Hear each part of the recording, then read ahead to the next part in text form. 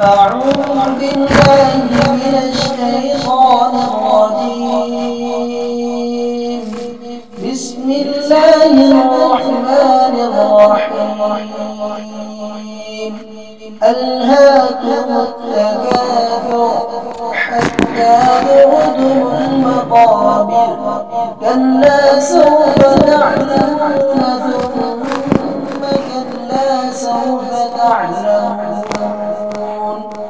كلا لو تعلمون علم اليقين لترون الجحيم ثم لترونها عين اليقين ثم لتسألن يومئذ عن النعيم.